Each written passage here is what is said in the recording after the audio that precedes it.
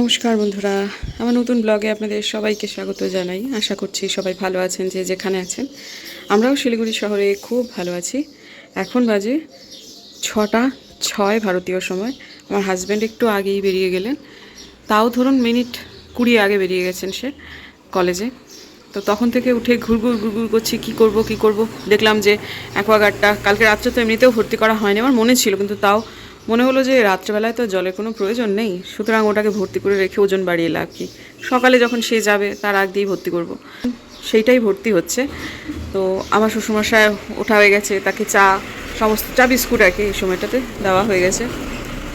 তারপরে ভাবলাম যে আর একটা কাজও শুরু করে দিই, যেটা অন্যান্য দিন করি না। কয়েকদিন হলো আমার ব্লগ শুরু করতে একটু যেন দেরি হচ্ছে, তো আজকে একেবারে সকাল থেকে শুরু করে দিলাম আমার ব্লগ। আমার খুব আশা ছিল যে এই গাঁদাগুলো পাতি হবে। পাতি গাঁদা হলে হয় কি, বড্ড মানে ফলনটা বেশি হয়, ফুল বেশি হয়, সেক্ষেত্রে পুজো পালের ক্ষেত্রে অনেকটা সুবিধে হয়। কিন্তু দেখা গেল যে না, ভোলা গাঁদাই হলো। আর এই গাঁদাটা তো ওই জাস্ট ডগাটুকু কেটে কেটে বসানো, এটা কোনো চারা বা সেরকম কিছু নয়, বিচনও নয়। এটা জাস্ট এই একটা গাছের ডগা এরকম কেটে নিলাম, নিয়ে সেটাকে গাছে মানে সরি টবেতে গেঁটে দিলাম। আর এই গাছটা হয়েছিল হচ্ছে এই জায়গাটাতে, এইখানটাতে, ঠিক এই জায়গাটাতে দীর্ঘদিন ধরে এটা বেঁকে এইদিকে সূর্যালোকের জন্য বেঁকেছিল। গোড়াটা পুরো শুকিয়ে গিয়েছিল, শুধু ডগাটুকুতে অবশিষ্ট ছিল। সেই অবশিষ্টটু ওটা যখন তুলে নিলাম, দেখলাম গাছটা সামনেটুকু বেঁচে আছে, নিচেরটুকুও নিশ্চয়ই আছে, নাহলে সামনেটা কী করে থাকবে। কিন্তু তবুও পুরোটা লাগালে ভালো হতো না? 3টে ডগা 3টে টবে লাগিয়ে দিলাম, এবং সেগুলো কি সুন্দর এখন শোভাবর্ধন করছে। কম্পোস্ট সার দিয়েছিলাম, সেখান থেকেই এইরকমভাবে নিজে নিজেই গাঁদা ফুলের চারা হয়ে গেছে। এগুলো তো এই বিচন থেকে, অর্থাৎ ফুলের পাপড়ি থেকে, সেখান থেকেই হয়ে যায়। ফুলের পাপড়ি না, পাপড়ির, গাঁদা ফুলের পাপড়ির নিচের অংশে যে একটা কালো মতো জায়গা আছে, সেটাকে মাটিতে ছড়িয়ে দিলেই বহু বহু গাঁদা ফুল হয়ে যায়, মানে গাছ জন্মায়। সেখান থেকেই সম্ভবত একটা বেরিয়ে গেছিলো। আরও তো আমার বারান্দা বাগানে অনেকই ছিল, সেগুলো সমস্ত আলপনা দিয়ে তুলে তুলে লাগিয়েছে, এবং সেখান থেকে গাছ হয়েছে। এই তো কোকিল ডাকছে, বসন্তকালের কোকিল। বাবাকে ফুটেজ দিলাম জন্য বন্ধ করে দিল ডাকা। মাঝখানে প্রজ্ঞা পরমাদি বলছিল যে বোলপুর শহরে খুব একটা কোকিলের ডাক শোনা যায়নি। আমাদের শিলিগুড়িতেও আগের বারের তুলনায় কম, কিন্তু যাই হোক এই 3-4 দিন হলো বেশ বেশ শোনা যাচ্ছে। কিন্তু একে বলার সাথে সাথে কি ভাও খেয়ে গেল, ডাকা বন্ধ করে দিল। না, অ্যাকোয়াগার্ডটা চালিয়ে এসেছি মনে হচ্ছে।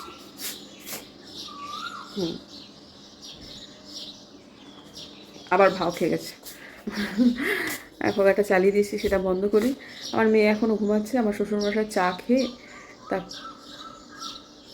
শ্বশুরমশাই চা খেয়ে বললেন একটা পেপার পড়ে আবার শোবেন। তা আমি ঘুরঘুর করে করবো কি, আমিও শোবো। তার আগে ব্লগটাকে স্টার্ট করে দিলাম। এই অ্যাকোয়াগার্ডটাতে ঝামেলা হয়ে গেছে। এই দেখুন জল পড়া শুরু করেছে। আগে এই অবধি গিয়ে আটকে যেত, এখন এটা পুরোটা ভরে যাচ্ছে। ভরে গিয়ে যে ওভারফ্লো করে না, এই ওভারফ্লো করছে না। আপনাদের কি কাণ্ড! খানিকটা ভরে নিলাম, তারপরে এই যে এই অবধি এলো। আগে কিন্তু এত দূর আসতো না, এই অবধি এসে থেমে যেত, নিজে থেকেই থেমে যেত। এবার সে আর থামতে পারছে না। এমনিতেও যখন নর্মালি জল ওঠে, তখন এদিক থেকে ওদিক থেকে, এদিক থেকে ওদিক থেকে জল পড়ে। ঠিক আছে, চলুন তাহলে আবার দ্বিতীয় রাউন্ড শুয়ে পড়ি। তবে এই সময়গুলো যেটা হয় প্রায়শই, এই সময় শুয়ে পড়লে আমি একটু দুঃস্বপ্ন দেখি বটে, কিন্তু আজকে আমার মনে হয় না দুঃস্বপ্ন দেখবো। ও ঠাকুরের নাম নিয়ে শোবো, ব্যাস হয়ে গেল। ভাবা যায় না আমার বরটার কথা, এত সকালবেলা বেরিয়ে যায়, ওর তো আর ঘুমের কোনো অবকাশ নেই। কালকে রাত্রে একদম ঘুমাতে পারেনি, একদম ঘুমাতে পারিনি। কী কারণে জানি না, প্রচণ্ড এক্সাইটেড হয়েছিল, বিশ্বকাপ জিতেছে, সবগুলো কারণেই কি না কে জানে, কিন্তু ও রাত্রিবেলায় একদমই ঘুমাতে পারেনি। অসুবিধা হয়েছে খুব। সে অবস্থাতে কলেজ তো বেরিয়ে গেল, যেতেই হবে। সেটা তার ওই বাসে হয়তো বা একটুখানি, যদি তাও ছোটো গাড়িতে ঘুমোতে পারে না মানুষের, মানে ও পারে না আর কি। যদি বাস হয় তাহলে হয়তো বা একটু ঘুমোবে, ওই আর কি যতটুকু। তাও তো 45 মিনিটের বেশি নয়, মানে ঘুমের যে জায়গাটা আর কি। মাঝে মাঝেই দাঁড়ায়, মাঝে মাঝে এটা ওটা সেটা হয়, তাই যার ফলে ওর কষ্ট হবে আজকে। কিন্তু আমরা যখন বাড়িতে আছি, ওর কষ্ট হবে ভেবে আমরা কেন কষ্ট পাবো, তাই না? চলুন তাহলে শুনি। গুড মর্নিং বন্ধুরা, হেভি ঘুম দিলাম, খুব আরাম হলো ঘুমিয়ে। উত্তম চলে এসছে, আলপনা দিয়ে এসে ডাকছে, মানে এত ঘুমিয়েছি। আমার শ্বশুরমশাই আলপনা দিয়ে আসার পর দরজা খুলে দিয়ে বলছে আজকে কি হয়েছে বলতো, আলপনা এত ঘুম পাচ্ছে। মানে আমার শ্বশুরমশাই একটু আগে উঠেছে, তো এই আমার বর বেরিয়ে যাওয়ার পর আমার বাবার আর টুকুরের মধ্যে সবার আগে উঠেছে টুকুর। যাই হোক, এখন উত্তম এসেছে, একটুখানি জিনিসপত্র তুলে নিই, সবজি টবজি। এখন আমার সবজিটা একটু বেশি লাগে, ডায়েটে যা যা আছে তার মধ্যেই আর কি চলতে হয়, ওই আর কি সবজিটা একটু লাগে বেশি। দেখো দুটো তোলো, ছোট থেকে দুটো তোলো। হ্যাঁ দেখো কত হলো তার উপরে। ও দাও তাহলে 1 কিলো। আমাদের ওয়াশিং মেশিনটা গেছে, কদিন থেকে ওই জেনারেটরের মতো আওয়াজ একটা করছিল, আজকে একদমই চলছে না। তা লোক ডাকলাম, সার্ভিস সেন্টারেতে ফোন করেছিলাম, তবে সেখান থেকে লোক পাঠাবে বললো, সেকেন্ড হাফে আসবে। তার আগে আমি চান পুজোটা সেরে নিই। আর একটা জিনিস এসেছে আজকে, সেটাও আজকে একই ব্লগে প্রজ্ঞা পরমাদির উল্লেখ দুবার করতেই হচ্ছে, কারণ এটা আমি ওনার কাছ থেকে লিঙ্ক নিয়েছিলাম।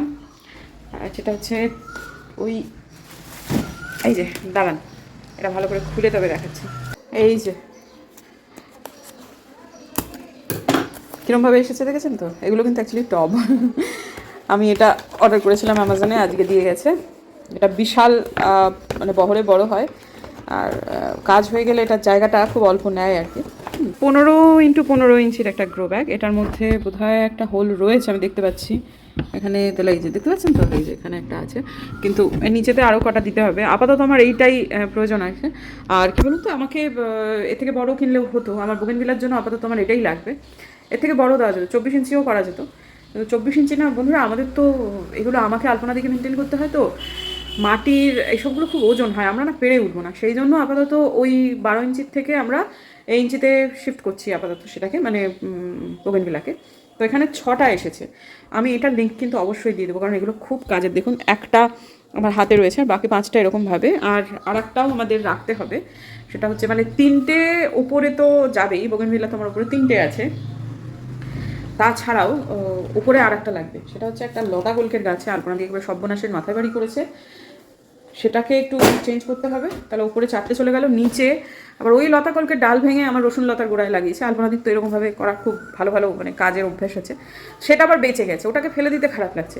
তা ওটা আমি নিচেতে লাগিয়ে রাখবো আর কি, কোনোভাবে উপরে ছাদের সাথে কানেক্ট করা যায় কি না। তবে ওটা বাগানে লাগাবো না, ওটা লতা কলকেতে কখনো কখনো একটু ইনসেক্ট হওয়ার সমস্যা থাকে বিভিন্ন রকমভাবে। তো যেটা মাটি থেকে উপরে আসবে না, তাতে বেয়ে বেয়ে, যেমন যদি ঠিকঠাক মেনটেন না করা হয়, তাহলে মাধবীলতা গাছের ফুল থেকে অনেক সময় বেয়ে বেয়ে কিন্তু সাপ আসে। হ্যাঁ, মাধবীলতা গাছে খুব সাপ হয়।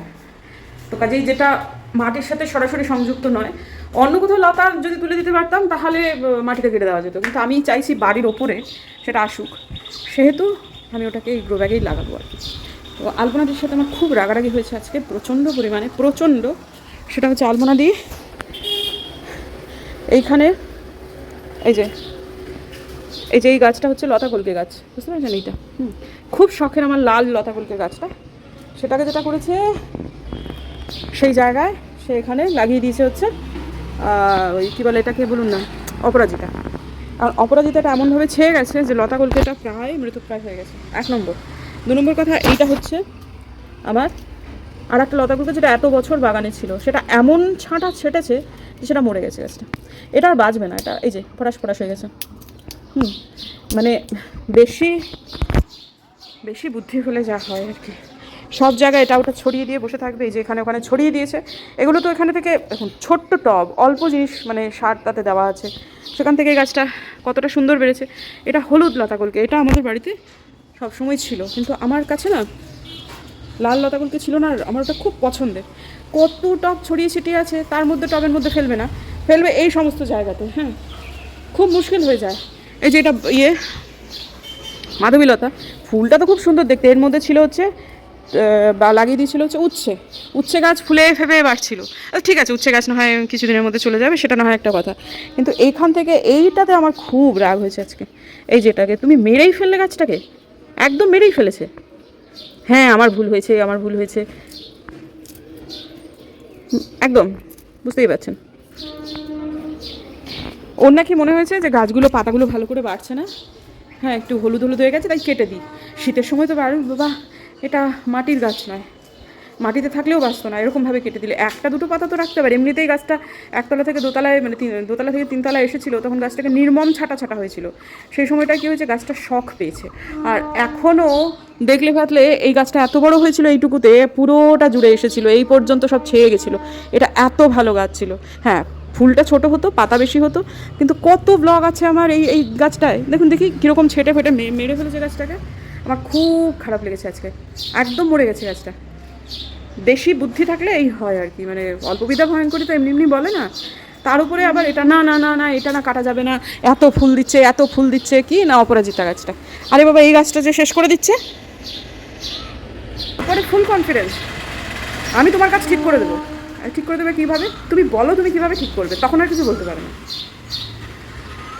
স্নান পুজো সেরে আমি একটু ওপরে যাচ্ছি, কারণ আলপনা দিয়ে আবার ছাদে গেছে।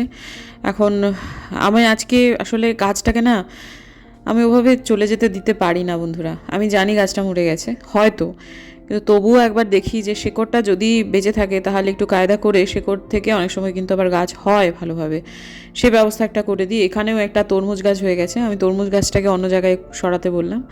এই গাছটাকে তোলা হলো এবং তোলার পর শেকড়টা দেখছি এখনও খানিকটা বেঁচে আছে, এটাকে অন্য জায়গায় সরাতে হবে। কি কায়দা করলাম সেটা যদি গাছটা বেঁচে থাকে তাহলে বলবো, তবে টবটাকেও বদলে দেবো। এবং প্রথম একটা গ্রো ব্যাগ আমি এই গাছটাকে লাগানোর জন্যই ব্যবহার করছি। তো যাই হোক, এই গাছটার না মানে অত্যন্ত সুন্দর একটা ফুল, কাঁচা হলুদ রঙের ফুল হয় এবং ছোট রকম ওই আর কি লতাকলকে। আর এটার কোনো রকম ডাল আমাদের কাছে অবশিষ্ট নেই। গাছটা পুরোপুরি চলে যেতে আমি দিতে পারি না বন্ধু, কারণ এই গাছটাই হচ্ছে বারান্দা বাগানের আমার সব থেকে সুন্দর গাছ এবং সফল গাছ ছিল। বারান্দা বাগান করাটা নিয়েও তো আমার অনেক রকম সমস্যা হয়েছিল, অনেক প্রতিকূলতা আমি পেরিয়েছি। তখন এই গাছটা এত অনেক আনন্দ দিত একটা সময় পর্যন্ত, তা আমি না এই গাছটাকে এরকম করে রাখতে পারি না। আমার ভুল হয়ে গেছে যে আলপনাদি যে কাণ্ডটা করছে সেটা আমি অনেক পরে নোটিস করেছি। তো যাই হোক, আজকে এই জায়গাটা মোটামুটি ক্লিন হয়ে গেল। ক্লিন হয়ে যাওয়ার পর কিছুটা এখানে সরিয়ে দিলাম, আর আরও একটা র্যাক এখানে আনতে হবে। কাল মামুনি এসে ঝাঁটফাট দিয়ে দিলে ছাদটা অনেকটাই ভালো হয়ে যাবে। আর কালকে আমি র্যাকটা সরিয়ে দেবো, যেহেতু পরিষ্কার অনেক বেশি লাগবে। তো এরপর নিচে এলাম, নিচে এসে ওই ওয়াশিং মেশিন ছাড়াতে যে ভদ্রলোক এসছেন তিনি এলেন, আর এই সব করতে গিয়ে আমার আজকে হয়ে গেল ব্লগ দিতে অনেক দেরি, প্রায় ঘন্টা দেরি হয়েছে আজকে আমার ব্লগ আপলোড করতে। একজন অত্যন্ত ডিসঅনেস্ট মানুষ এসেছিলেন ওয়াশিং মেশিন ছাড়ানোর জন্য। ভাগ্যে সেই সময়টাতে মানে আমি কিভাবে কি করব বুঝতে পারছি, মানে কথাবার্তা শুনে আমি বুঝতে পারছিলাম যে লোকটা ঠিক নয়। তারপরে যাই হোক, বুম্বা দাদা ঠিক সময়টা ঢুকে গেল, তখনই ঢুকে গেল এবং তারপরে আমি গুটিয়ে ফেলতাম। হ্যাঁ, সে চলে আসা আমার একটুখানি গোটাতে সুবিধা হলো এবং কাজটা ভালো করে গেলেন না, খুব স্বাভাবিক। আসলে এখন সার্ভিস সেন্টারে ফোন করলে ভালো হবে না, বোঝা যাচ্ছে আর কি। ওরা ওদের ওয়ারেন্টি যেটা ওটা ওরা বেচবেই। তারপর আমি বললাম যে না, ওরা অত টাকা দিয়ে আমরা প্রায় 8,000 টাকা দিয়ে, বুম্বাদা বললো দরকার নেই, ছেড়ে দিন, আমরা নতুন ওয়াশিং মেশিন কিনে নেবো। তারপর 8,000 টাকা দিয়ে ওয়াশিং মেশিন ছাড়ানো। বুম্বাদা এসে ধমক দেওয়ার পরে আমিও একটু চোখ গরম করছিলামই, কারণ ওর মতলবগুলো বোঝা যাচ্ছে। ঠিক আছে, যদি ওয়ারেন্টি করে নেন তাহলে 5,800 টাকা পড়বে, তাহলে সমস্ত কিছু এখানে আমি চেঞ্জ করে দেবো, 2 বছরের ওয়ারেন্টি থাকবে, ইত্যাদি ইত্যাদি ব্যাপার। পরে বোঝা গেল যে ভেতরে প্রচুর পরিমাণে নোংরা জমেছে, যার ফলেতে ওয়াশিং মেশিনটার একটু ব্যালেন্সটা বিগড়ে গেছে। তো আমার কাছে সেটা ক্লিন করবার জন্য তো জিনিসপত্র রয়েছে। তারপর ওরা বললো ঠিক আছে আমি চালিয়ে একটা মানে আলগোছে একটা কি লাগিয়ে দিয়ে গেল, বললো আপাতত চলছে, যে কোনো দিন আমার বন্ধ হয়ে যাবে। এরপর যদি যে কোনো দিন বন্ধ হয়ে যায় তাহলে আমরা না লোকাল মেকানিক ডাকবো, কারণ এতগুলো দিন কেটে গেছে। এরপরে আমাদের ওই সার্ভিস সেন্টার থেকে লোক ডাকা মানে তারা এখন তাদের মুনাফার দিকটাই দেখছে, আমরা যেটা পরিষ্কার বুঝতে পারছি। আর আশপাশে এরকম অনেক মানুষই আছেন যারা এইসব কাজগুলো করেন। আমাদের এই মুহূর্তে আর মানে ননসেন্স কথাবার্তা, উল্টো পাল্টা মানে হ্যাজানি জিনিসপত্র করছে আর কি। এটা তো আপনি কেমন করে বলছেন এটা আপনার কোভিডের মাঝখানে কিনেছেন, এটা 2021-এর মেশিন, কোভিড তো হয়েছে 2020-তে, কোভিড-19। হ্যাঁ, সুতরাং কোভিড-19 2020-তে, 2021-এ যেন কোভিড ছিল না। তো তারপরে মানে এই সমস্ত মানে উল্টো পাল্টা কথাবার্তা যেগুলোর কোনো মানে হয় না, বুঝতে পারছি ওর প্ল্যানটা সাকসেসফুল হয়নি, যেন খেপে গিয়ে যা খুঁজি তাই বলছে। তো যাই হোক, তারপরে আধখানা কাজ করে রেখে গেছে, এই মানে জলের পয়েন্টটা ঠিকঠাক করে লাগায়নি, সেটা লাগাতে গিয়ে আমি গোবর হয়ে ভিজে গেলাম। আর যে কাজ যাদের, সত্যি কথা, আমরা কি এইসব কাজ করতে পারি বলুন তো? ওগুলো তো আমাদের এই যে সমান, এই যে এখান থেকে জলটা পড়ে যাচ্ছে, সমানে জল পড়ে যাচ্ছে, এই কাজটা করে যায়নি। আমি বলেছিলাম শুধু যে এই ঢাকনাটা পরেই দিয়ে যাবেন, ঢাকনাখানা পড়িয়েছে শুধু এইটুকু লাগানোর জন্য, এইটা ওখানেই পড়েছিল। তো যাই হোক, তারপর এখন কোনো ক্রমে ব্যাপারটা চালানো হচ্ছে। হ্যাঁ, এখন বঙ্কুদার একটা কাজ আছে আমাদের বাড়িতে, এই যে চুঁয়ে এদিকে নাগাড়ে জল পড়ে যাচ্ছে। এখন ওটাকে বন্ধ না করা ছাড়া কোনো আমার উপায় নেই। এতটাই মানে এখন কি করব আমি বুঝতে পারছি না। চলছে চলুক, কিন্তু কিছু বলার নেই আর কি। দেখি আমাদের ইলেকট্রিশিয়ান যারা আছেন তাদের সাথে কথা বলে দেখি, তাদের পরিচিত মেকানিক। আর এই তো মেশিনটা সত্যি খুব ভালো, দাদা বলছে বটে যে আর একটা নতুন আমরা কিনে নেবো, এত ভালো মেশিন, একটা সামান্য গণ্ডগোল হয়ে গেছে সেটার জন্য কি ফেলে দেওয়া যায়। যাই হোক, অভিজ্ঞতা আজকের দিনে এই সময়টা আমার ভীষণ খারাপ হলো, মাঝখান থেকে মাথা মুড়িয়ে নিয়ে গেল আমার 2100 টাকা। তার সার্ভিস চার্জ 450, আর ওই কত জানো একটা 1600 সামথিং একটা নিল হচ্ছে, ওই একটা কি পার্টস লাগিয়ে দিল সেটার দাম। এক বন্ধু দেখলাম জিজ্ঞেস করেছেন যে ঘুঁটেটা দিলে তার ঠিকঠাক ধরে না। আমার ঘুঁটে ধরতো না, ওই যে আমি গ্যাসে করে জ্বালাতাম, তো এখন আমি ঘুঁটেটা 4 ভাগে ভাগ করে নিয়ে তলায় দেখছেন তো একটা সমরানি কাপ রয়েছে, আর সেই সমরানি কাপের মধ্যে দিয়ে দিয়েছে এমনিভাবে কয়েকটা কর্পূর, একটা দুটো কর্পূরে হয় না, 3-4টে করে কর্পূর এমনিভাবে দিতে হয় আর কি। তা সেগুলোতে ওই যেহেতু আগুনটা বেশ খানিকক্ষণ দীর্ঘস্থায়ী হয়, একটু ছড়িয়ে ছিটিয়ে দিলেও হয়। হ্যাঁ, এই যেরমভাবে সমরানি কাপের মধ্যে 2টো দিলেই হয়, আমি 3টেই না হয় দেবো। তো এখন আপাতত এই রকমভাবেই জ্বালাতে হবে, এটা হলে খুব সুন্দরভাবে জ্বলে যায়। ব্যাস হয়ে গেল। এই একটা, এই একটা, এই একটা, ওটা অবশ্য ধরলো না, ঠিক আছে, মোটামুটি ধরে যাবে। আর একটু নাড়াতে হবে, ব্যাস এইটুকু হলেই একদম সুন্দরভাবে হয়ে যাবে। ধরে গেছে। রাম জয় রাম জয় জয় রাম। এই যে দেখেছেন তো, এই যে ধোঁয়াটা, এই ধোঁয়াটা কিন্তু শুধু সমরানি কাপের ধোঁয়া না, এটার সাথে কিন্তু ঘুঁটের ধোঁয়াও রয়েছে। তো সবার পক্ষে সবসময় সমরানি কাপ ঘুঁটে এগুলো পাওয়া সম্ভব না হলেও একটা জিনিস অবশ্যই জ্বালাবেন, সেটা হচ্ছে সন্ধ্যেবেলাতে কর্পূর। আর যদি একটু ধূমায়ন করতে পারেন তার থেকে ভালো তো আর কিছু হয়ই না, সে নারকেলের ছোবড়া দিয়েই হোক বা যা হোক, কিন্তু একটু এই মানে ঘুঁটে দিলে সেটা একটা আলাদা মাহাত্ম্য তো তৈরি হয়ই, এটাতে তো কোনো সন্দেহ নেই। আমার এটা দেওয়ার উদ্দেশ্যে একবারে সমরানি কাপ, ঘুঁটে এবং কর্পূর 3টেরই আরতি কিন্তু আমার হয়ে যায়। এরপর এটাকে সারা ঘরে ছোটো ছোটো করে ছড়িয়ে দিতে হবে। এই ধূমায়নটি যখন করবেন বাড়ির যত ওয়াশরুম আছে সেগুলো সব খুলে রাখবেন এবং লাইট জ্বালিয়ে রাখবেন, অবশ্যই এটা করতে হবে। বাথরুমের ভেতরে ভাবে হাত ভরে তবে ধোঁয়া দিতে হবে এমনটা কিন্তু বলছি না, কিন্তু যখন এটা সারা ঘরে ছড়াচ্ছি একটু নোটিস করবেন বাথরুমের দরজাগুলো খোলা এবং যেন আলো জ্বালানো থাকে, ব্যাস এইটুকুই। এই সমস্ত কথা শেয়ার করার পরে তো আমার কপালে অনেক কিছুই কথা তো জোটে। বউ মানুষ ভালোবাসেন, সেই কারণে সেটার সংখ্যা অনেক বেশি, তাই জন্যই সমস্ত কথাগুলো বলি। আপনাদেরকেও বলছি বন্ধুরা, যারা এই সব জিনিসগুলোকে কিছুটা হলেও মানেন, তাদের জন্য বলছি যে সংসারে যে যাই বলুক, আপনাকে যেটা করতে হবে সেটা কিন্তু আপনাকে করতে হবে। কেউ বলছে কুসংস্কার, কেউ বলছে কিছু না, এটাতে কারোর কোনো হার্ম হচ্ছে না, কেউ কোনো ক্ষতিগ্রস্ত হচ্ছে না। যদি কারোর ধোঁয়ায় শ্বাসের সমস্যা হয় সেটা আলাদা কথা, কিন্তু এমনিতে যদি কারোর বাড়িতে সেটা না থাকে তাহলে আপনার সংসারের মঙ্গলের জন্য আপনি এটা করবেন। কে কী বলছে কানেই তুলবেন না, যে যা বলেন বলবেন। কিন্তু আমি এরকম মানে দেখুন, সব কিছু শেয়ার করা নয় বা শেয়ার করা সম্ভব নয়, কিন্তু যেটুকু শেয়ার করলে আমার উল্টো দিকের বন্ধুদের ভালোই হবে, খারাপ কিছু হবে না, সেটা আমি শেয়ার করবই। এরকম ছোট ছোট অনেক কিছু আছে যেগুলো শেয়ার করলে আপনাদের ভালোই হবে, এবং সেগুলো পালন করা জাস্ট কোনো ব্যাপারই নয়। যারা মনে করেন এগুলো নিতান্ত কুসংস্কার, তাদের আমি বলতে চাই আম্বানিরাও তাহলে কুসংস্কারী। বড় যারা বিশাল বড় পজিশনে পৌঁছে গেছে সবাই তাহলে কুসংস্কারী। দেখুন, সাদা মানলে তো কালো মানতে হয়, আপাতত কালোটাকে আমরা ছেড়ে দিই, সাদারই উপাসনা করি, তাকেই উদ্ভাসিত করি, তাহলে অন্ধকার এমনিতেই দূরীভূত হয়ে যাবে। আপনাদের এগুলো বলছি, হ্যাঁ এটা ঘটনাই, বহুজনেই আমাকে বলবেন যে আমি কুসংস্কার ছড়াচ্ছি বা সেগুলো কিছু, বহু মানুষের উপকারও তো হচ্ছে, বাকিটা আমার ঈশ্বর ঠিক বুঝে নেবেন। আমি যদি সত্যি কুসংস্কার ছড়াই এবং আপনাদের কারোর কোনো ক্ষতিকারণ হই, তাহলে উপরে যিনি বসে আছেন তিনি আমাকে পায়েস খাওয়াবেন না, এটুকু আমি নিশ্চিত। তার ভরসাতেই এই কথাগুলো বলছি, এবং তার ভরসাতেই যতজনের কাছে পৌঁছে যাওয়া ততজনের কাছে যাচ্ছে। যারা মানবেন তারা জীবনে উপকৃত হবেন, তাদের কোনো ক্ষতি হবে না।